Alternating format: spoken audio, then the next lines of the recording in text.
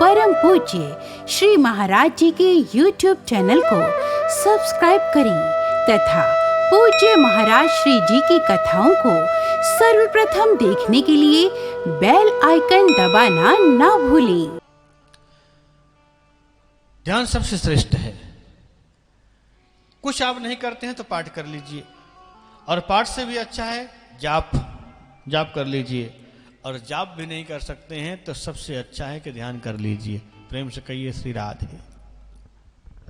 ध्यान में मन लग जाता है, पाठ में मन कभी कभी इधर उधर हो जाता है, क्योंकि ध्यान में जिस रूप का आप ध्यान कर रहे हैं, चिंतन कर रहे हैं, उसमें मन अगर आप इधर उधर करेंगे तो फिर आपका चिंतन बिगड़ जाएगा, फिर चिंतन नहीं हो पाएगा, ध्यान बिगड़ जाएगा।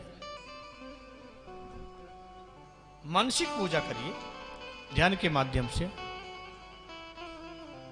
मानसिक पूजा का अर्थ है सावधानी, इसलिए मानसिक पूजा बताई गई है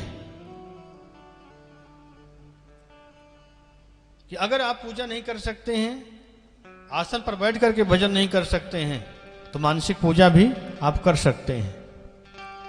2 मिनट, 5 मिनट, 10 मिनट, आधा घंटा। हमारे पूज्य गुरुदेव पूज्य महाराज श्री जी थे, स्वामी अखंडानंद सरस्वती जी महाराज, और जब अस्वस्थ थे तो लेटे लेटे उठकर बैठ गए। एक दिन की घटना है। सेवक ने कहा, महाराज अभी रात्रि है, सुबह होने में बहुत टाइम है, और आप उठ करके बैठ गए। बोले मानसिक पूजा करने के लिए बैठा हूं। सेवक ने कहा, गुरुदेव मानसिक पूजा तो लेटे लेटे भी हो सकती है। बोले बेटा, मानसिक पूजा लेटे लेटे तो हो सकती है, लेकिन लेटे लेटे कदाचित मैंने ठाकुर जी की सेवा शुरू किया और मैंने स्नान कराया, और स्नान करा करके ठाकुर जी को खड़ा कर दिया, और कदाचित मुझे झपकी लग गई तो ठाकुर जी ठंड में तो ऐसे ही खड़े रहेंगे ना। इसलिए मानसिक पूजा भी करूंगा बैठ करके, तो कम से कम मुझे सोने का झपकी लगने का डर तो नहीं लगेगा। आप लेट जाएं, स्वामी जी बिगड़ पड़े, बोले तेरा गुरु मैं हूं अथवा तू मेरा गुरु है जो मुझे तो शिक्षा दे रहा है। बैठकर करूंगा तब नींद नहीं आएगी। नींद न आने से उतने समय तक स्वामी जी बैठ करके मानसिक पूजा करते हैं। तो मानसिक पूजा लेट करके नहीं, आप उठिए, आसन में बैठ जाइए, नेत्र बंद करिए और मन से चिंतन करिए, मैं गंगा स्नान कर रहा हूं। गंगा स्नान करके पुष्प वाटिका बगीचे में गया, पुष्प तोड़ रहा हूं, चुन रहा हूं। पुष्प चुन करके घर में आया, आसन पर बैठा, गंगा जल से ठाकुर जी को स्नान करा रहा हूं। सबसे पहले नेत्र बंद करके ठाकुर जी का आवाहन करें, चिंतन करें, और जब ठाकुर जी का ध्यान से आवाहन करें, आवाहन के बाद भी उनको आसन दें, आसन के बाद में फिर अर्घ देते हैं ना। बिल्कुल वही स्थिति जैसे हम लौकिक व्यवहार करते हैं। कोई हमारे घर में आता है तो सबसे पहले हम उसको बुला करके बैठालते हैं, आसन देते हैं, फिर उसको हम जल देते हैं, अर्घ देते हैं, स्नान कराएं। स्नान के बाद में